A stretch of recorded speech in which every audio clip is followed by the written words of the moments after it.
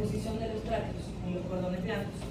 Segundo, si esa disposición de fibras tiene una determinación somatotópica o no, y cuál es. Importante. Tercero, recordar siempre si ese tracto hace una decusación o no. Y si sí lo hace, ¿en dónde? ¿Ya? Y la determinación somatotópica que ya se les dio. Entonces, por ejemplo, este de aquí siempre lo pongo porque es algo que ustedes tienen que recordar sí o sí.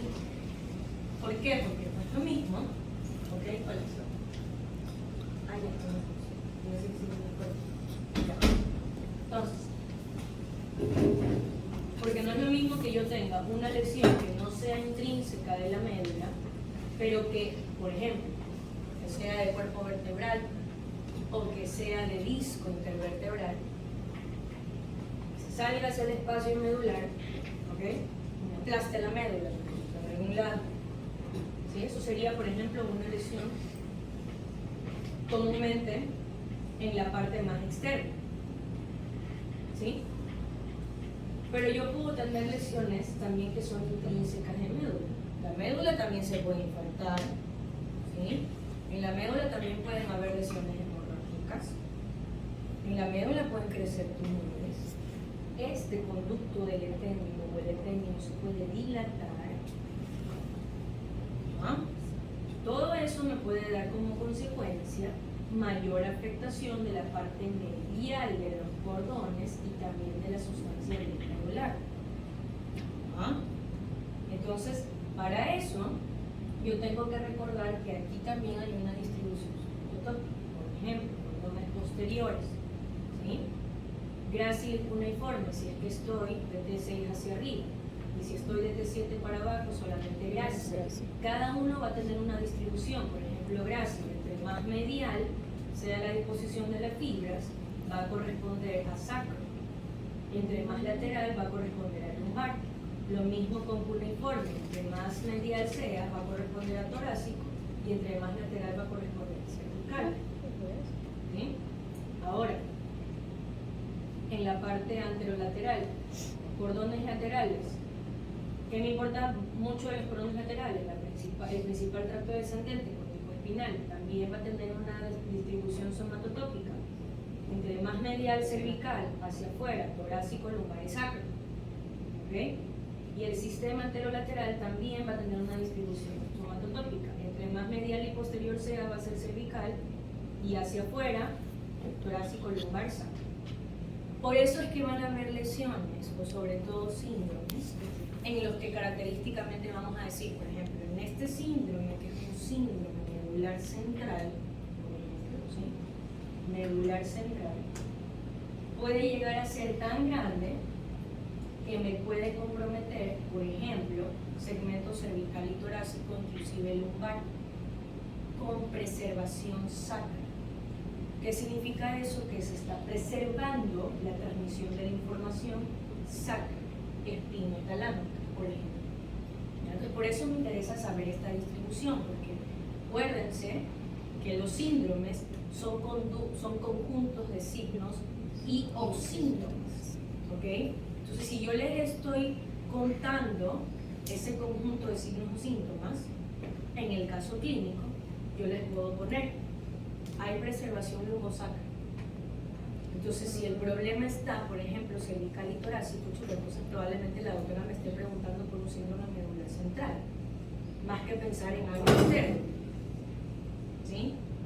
Por ejemplo, ¿ya? Entonces, por eso me interesa eso. Y obviamente por eso me interesa la distribución de los tractos, porque, por ejemplo, si la médula, ¿sí?, está contenida en el canal medular, que forma el foramen central de cada una de las vértebras que está formando la columna, ¿sí? Es decir, yo acá hacia adelante, ¿qué parte de la vértebra tengo? El cuerpo, ¿verdad? Y hacia atrás, la apófisis, ¿verdad? Entonces, si yo tengo el cuerpo, por ejemplo, y tengo también el disco, entre el cuerpo, pues el disco se puede salir. ¿Qué más normalmente me va a causar una salida de disco, por ejemplo? Que eso se llama hernia discal. Pues un síndrome medular anterior, o compromiso específico de cordones blancos anteriores. ¿Sí? Ahora, si a ese man le metieron un balazo y se atravesó por aquí y provocó una fractura conminuta, por ejemplo, no es que tengan que saber eso, ¿no? Eso ya es más adelante. Pero la cosa es que se quebró aquí, las apófisis.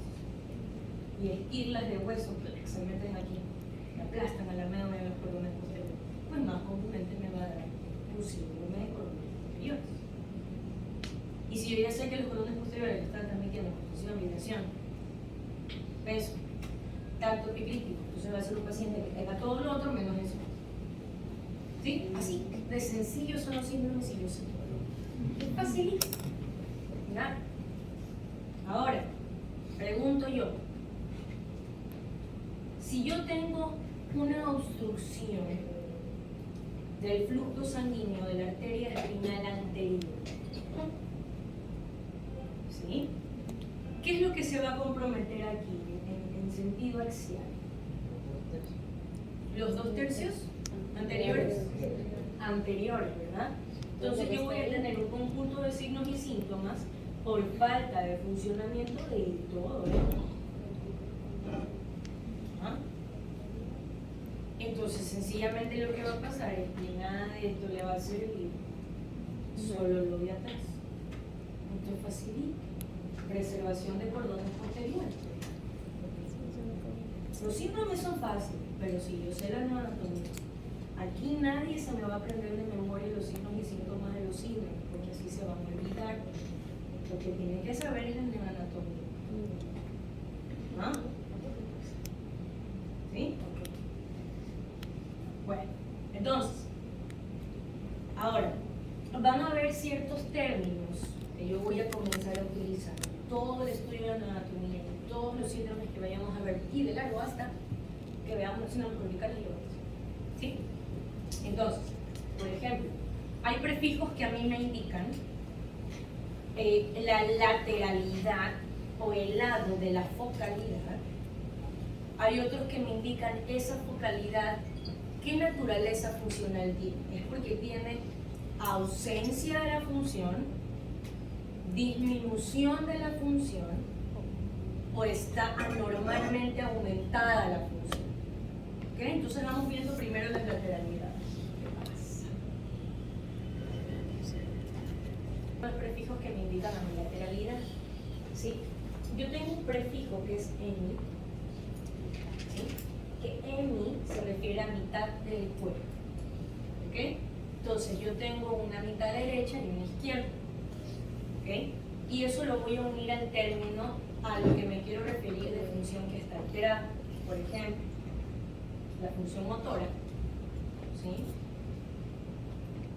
¿Qué es lo que va a pasar? Si yo no tengo una transmisión de impulso de tipo función motora voluntaria, van a pasar principalmente dos cosas. Hay una alteración en la fuerza muscular y va a haber una alteración en el mantenimiento del tono muscular. ¿Sí? Ok. Entonces, ¿cómo yo le digo a la alteración de la fuerza muscular? Pues le digo parálisis. ¿Sí? Hay dos tipos de parálisis. No, o sea, sí, pero a eso no me refiero ahorita. Hay dos tipos de parálisis. Hay una parálisis que es por debilidad muscular, pero queda un poco de fuerza. Y hay otro tipo de parálisis que es totalmente pérdida de la fuerza muscular. La debilidad muscular, ¿sí? Yo le digo paresia, y van a haber grados de paresia, que yo los puedo poner con números, que se llama escala de Daniels, que lo vamos a ver cuando hablemos de examen físico, que yo lo puedo escalar eso, ¿ya? Lo puedo puntuar. Y luego yo tengo la ausencia total de la fuerza muscular, que es la plejía. ¿Ya? Entonces, supongamos que yo quiero decir que la persona tiene, ¿sí?, una ausencia de la fuerza muscular del lado derecho de su cuerpo. ¿Sí? Entonces yo diré hemiplejía derecha. mitad derecha del cuerpo que tiene ausencia de función motora. Para yo evitarme escribir todo eso, digo hemiplegia. Para eso sirven estos términos, para yo poder resumir cómo voy a presentar las focalidades que tiene la persona. ¿Sí? Ahora, existe otro término que es, bueno, prefijo, que es el prefijo mono. ¿Sí? Mono me refiero a una sola extremidad. ¿Ya? Entonces seguimos con el ejemplo de plejía. Si yo quiero decir que tiene ausencia de la fuerza muscular en el brazo izquierdo, ¿sí? Entonces diré monoplejía superior izquierda. Di, ¿sí? Di es un prefijo que se refiere a los dos miembros superiores. Solo los dos miembros superiores. Por lo tanto, si yo utilizo el prefijo di, no necesito decir superior o inferior, porque ya con eso, ustedes ya saben que son los dos brazos. Entonces yo puedo decir diplejía, ausencia de fuerza muscular en los dos brazos. Pero luego yo tengo otro prefijo que es para, y este se refiere a dos miembros, no importa si son brazos o piernas. Entonces aquí sí utilizo superior e inferior, ¿sí? Paraplejía superior, los dos brazos. Paraplejía inferior, las dos piernas. Por eso dicen, es que se quedó parapléjico. ¿Ya? Es que se quedó parapléjico, pero no dice superior e inferior. ¿Sí? Entonces eso es por repetir lo que yo escucho, pero no sé lo que estoy hablando. Tengo que hablar bien. ¿Ya? Ahora, tetracuadri, para referirme a los cuatro miembros con focalidad. Tetrapléjico, ausencia de la fuerza muscular de ambos brazos y ambos piernas. Cuadripléjico, que tenéis que se quedó cuadripléjico. ¿Ya? Lo mismo. Ahora sí, los que se refieren a la función como tal. Si utilizo el prefijo hiper, es cuando quiero decir que hay un aumento excesivo, patológico de una función. ¿Sí? Y esto yo lo utilizo, por ejemplo, en el caso del contexto motor. ¿Qué más yo puedo valorar en el examen motor? Yo puedo valorar cómo están los reflejos de la persona. ¿Sí? A eso yo le digo reflexia, ¿correcto? Si yo quiero decir que la respuesta está exagerada, hiperreflexión. ¿Sí? Si yo quiero utilizar o referirme a que está disminuida esa respuesta al reflejo, yo diré hiporreflexia. ¿Ah? Y luego a o an, ¿sí? Es la ausencia de esa función. Areflexia. ¿Sí? Por ejemplo, sensibilidad al dolor, algesia, como comienza con una vocal, yo de aquí como comienza con una vocal, le agrego la N, entonces digo analgesia, ausencia de la transmisión del impulso doloroso. ¿Ya? Entonces, definiciones de función sensitiva. Estesia, ¿sí? Sensibilidad superficial, ¿correcto? Cuando yo digo hiperestesia, es porque tiene aumentado normalmente la sensibilidad.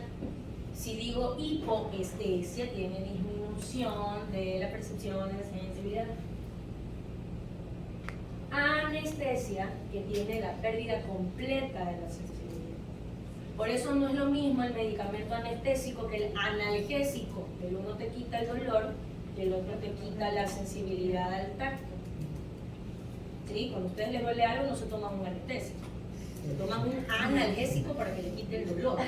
¿Verdad? Entonces, sí, o sea, parece un poco bobo que les haga estas aclaraciones, pero es que se me confunden y me escriben cualquier cosa. ¿Ya?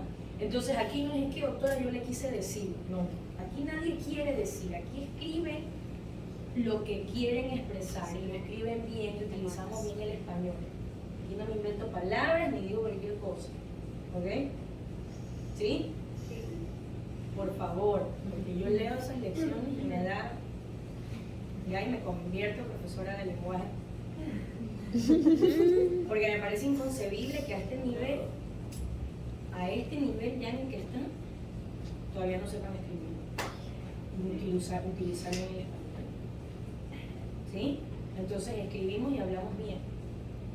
Y sobre todo escribimos. Con sentido gramatical y con buena ortografía, por favor. ¿Okay? Porque si no entiendo, yo no. O sea, me quiero que entiendan, yo soy una persona muy ocupada. Si yo no entiendo lo que ustedes están escribiendo, yo no voy a pasar horas tratando de entender lo que ustedes escriben. No. O sea, no. No entendí. Cero. Porque además tienen el tiempo para escribir bien, que yo entienda. ¿Sí? No me van a hacer así la letra de esas que salen en Instagram con una letra preciosa, no. Pero que se entienda. ¿Okay? Que se entienda. Si yo no entiendo, yo no me voy a demorar más de 30 segundos en leer un párrafo de descripción en el libro. ¿Sí? O sea, tienen que estar ahí clarito bien. ¿Okay? Ahora, el resto. Cuando utilizo el prefijo par, ¿sí? ¿Sí? Significa...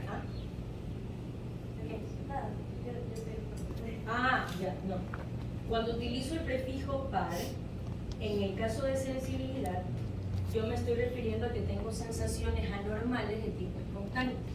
Y le digo parestesia, ese es el clásico hormiguero. ¿Okay? Esas parestesias, ese hormigueo, es un tipo de disestesis. Dis significa diferente. ¿Okay? Entonces, si yo digo disestesia, ¿okay? Estoy diciendo que es una percepción diferente a lo que realmente debería de percibir con el estímulo. ¿Sí? Por ejemplo, toco la palma de mi mano y yo debería de percibir solamente sensibilidad táctil. Toco y duele. Eso es una disestesia. ¿Ya? No hay ningún estímulo y me hormiguea. Eso es anormal. ¿Okay? Eso también es una disestesia de tipo parestésica. ¿Sí? ¿Okay? Hay un tipo específico de afectación que se llama alodinia. ¿Sí? La alodinia es el ejemplo que yo les daba. Cuando yo percibo dolor a un estímulo que está... ¿Sí? Me duele cargar inclusive el mandil puesto y la ropa, porque el sentir que tengo puesto me provoca dolor. Y la alodinia es horrible. ¿Okay? Que todo lo que toca en la zona que está afectada duele. ¿Sí? Inclusive la ropa. Todo. Que la sábana que le roza el pie, si tiene alodinia ese pie, le duele. ¿Ya? Hiperestesia es la percepción exagerada del estímulo táctil. Esto es un poquito difícil de dilucidar. Generalmente lo que sucede es que hay una hipoestesia contraria, o sea, el miembro contrario. Entonces, el tener la hipoestesia, por ejemplo, del lado derecho, hace que se perciba como que hay una hiperestesia en el lado izquierdo. Cuando la hiperestesia es real, generalmente precede a una disestesia. El paciente comienza con hiperestesias y luego comienza a hacer otro tipo de parestesias, disestesias, como parestesias o alodinia, ¿ya? Y luego tengo la hiperalgesia, o sea, algesia que es de dolor, ya les había dicho. Yo puedo tener analgesia, que es ausencia de la percepción del dolor, hipoalgesia, disminución de la percepción del dolor, y la hiperalgesia, que es el dolor exagerado, pero a un estímulo que sí es doloroso. Alodinia, hiperalgesia no es lo mismo. ¿Okay? No se vayan a confundir. ¿Alguna pregunta con esos términos? Okay. Ahora, definición de la función motora, un poquito ya habíamos hablado de eso. ¿Okay? Cuando yo valoro la función motora, yo tengo que valorar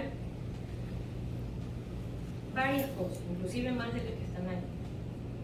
Para que mi movimiento voluntario sea un movimiento correcto, ¿ok? Yo tengo que tener varias cosas que funcionen bien. Primero, tener buena fuerza muscular. 1. 2. Tengo que tener buen tono muscular también. 3. Tengo que tener coordinación en el movimiento. Tengo que tener equilibrio durante el movimiento y también durante el mantenimiento de la postura. ¿Ya? Todas esas 4 cosas funcionan al mismo tiempo, todo el tiempo, mientras yo no tenga ningún problema motor o extrapyramidal. Porque si yo tengo movimientos incoordinados o descoordinados, ¿sí? Yo voy a agarrar el termo y quiero tomar agua, me tiembla la mano, ¿sí? Tremor cerebeloso por falta de coordinación del movimiento, por ejemplo. Si le estoy dando ejemplo, esto lo vamos a ver en los síndromes, por ejemplo, cerebelosos. ¿Okay? Yo necesito calcular hasta dónde voy al estirar el brazo y hasta dónde me tiene que llegar la mano para yo levantar el termo. Eso es una metría. ¿Qué tanto tengo que estirar la extremidad? Si yo tengo dismetría, por ejemplo, sé que tengo que llegar al termo, pero el brazo se me va a cualquier lado. ¿Sí? Dismetría. ¿Ah? Quiero mantener la postura erguida y me voy para un lado. ¿Ya? Ataxia, falta de equilibrio. ¿Sí? Marcha del borracho, me voy para un lado, me voy para el otro. ¿Sí? Tengo buena fuerza muscular, porque igual estoy caminando. ¿Okay? Pero tengo ataxia cerebelosa, tengo falta de equilibrio por un problema en el cerebelo. Entonces, todo eso lo vamos a ir viendo mientras vayamos subiendo, ¿no? Cerebelo, función vestibulosa, ¿qué cosa estoy hablando? Función vestibular, gracias, Mónica. ¿Cómo se llama? ¿Cómo se llama en el nervio vestibulococlear? O sea, que se son nervios craneales, igual el sistema periférico, pero más arriba. ¿Ok?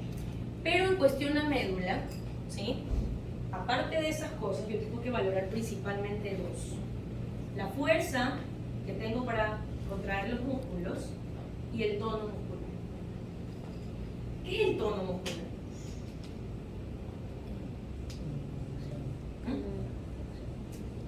Y el movimiento también es potente.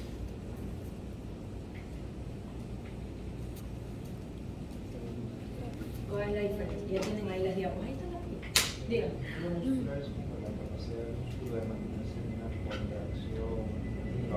Ajá, exacto, una contracción parcial y sostenida de los músculos. Porque si no, por ejemplo, si yo estuviese sentada tratando de mantener una postura, si yo no tuviera tono muscular, pues me chorreo ahí en donde sea que esté sentada. Tengo que mantener un tono muscular de mis extremidades, de mi tronco, para mantenerme sentada y no chorrear. ¿Ok? Entonces, tono muscular. ¿Ah?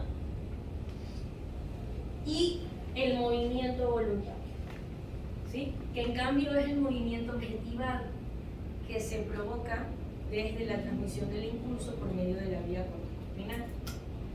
¿Ya? Ahora, es por esto que cuando hay lesiones medulares que me provocan alguna alteración, ¿sí? De los núcleos de las células motoras, yo puedo tener alteración del tono muscular. ¿Sí? Entonces, ¿qué va a pasar? Si no se está transmitiendo la información, a pesar de que se esté traduciendo bien desde la motoneurona superior, ¿sí? La motoneurona inferior, que es la efectora, ¿ok? Pues no va a llegar eso a la placa neuromotora y no va a ser capaz de mantener el tono muscular. ¿Sí? Entonces yo puedo observar, ¿sí? Esa parte del cuerpo con hipotonía.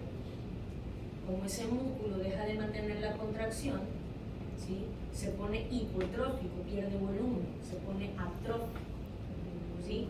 O pierde completamente el volumen o disminuye el volumen, que sería hipotrófico. ¿Okay? Entonces, por ejemplo, cuando yo hablo de pérdida del tono, si es una focalidad de mi cuerpo, por ejemplo, derecho, ¿sí? Voy a ver que aquí mantengo el tono y acá tengo así, el brazo caído y la pierna chorreada. ¿Ah? Y luego le voy a decir, a ver señora, por favor levante el brazo derecho. ¿Cómo lo levanto? Entonces ahí tengo alteración en el tono y también de la fuerza muscular.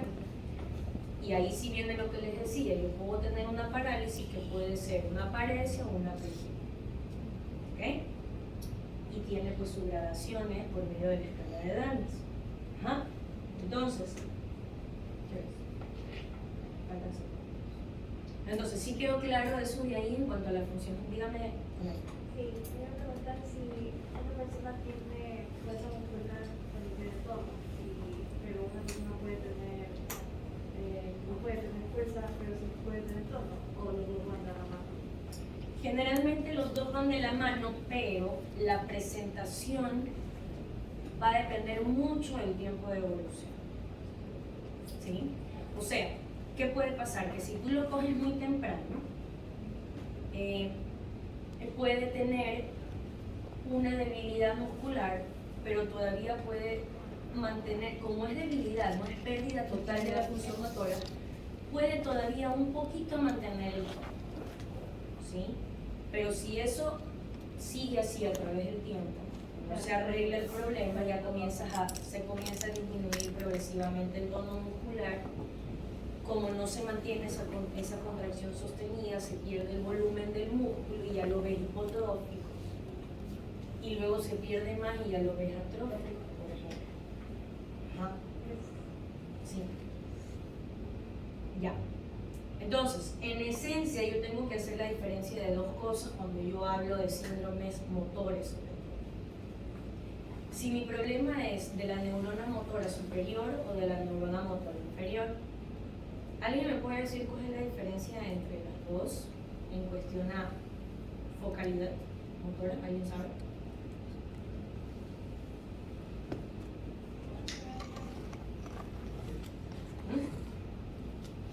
Él dice.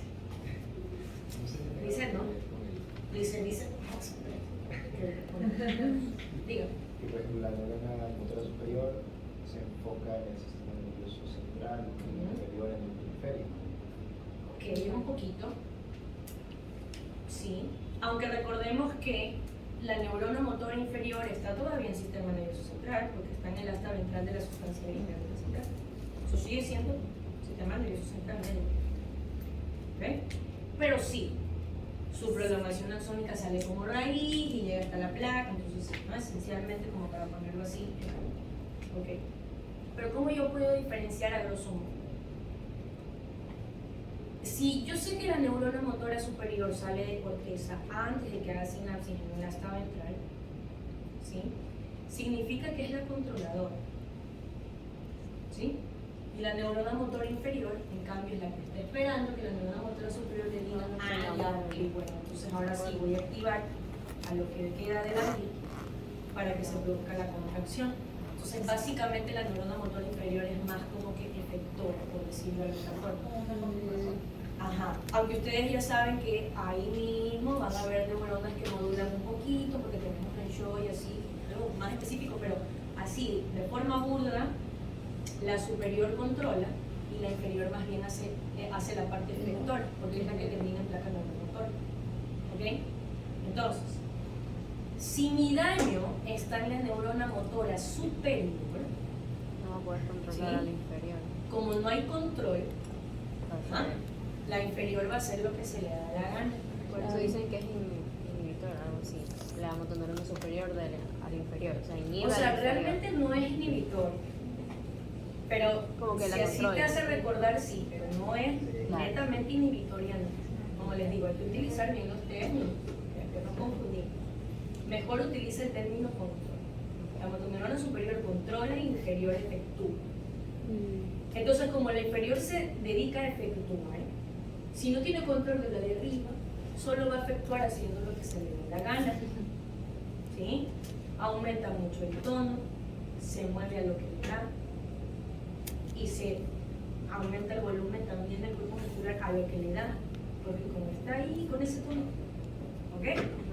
Entonces lo que va a pasar es que vamos a tener una persona con el lado afecto, con la vocalidad que tenga, ya sea mi cuerpo mono, lo que sea, ajá, hipertónico, hiperreflejo, pero igual paralítico, ¿ah? O sea, por mucho de que yo vea rígida a esa extremidad, igual no puedo hacer movimiento voluntario, sigue estando paralítico, pero tiene aumento de tono.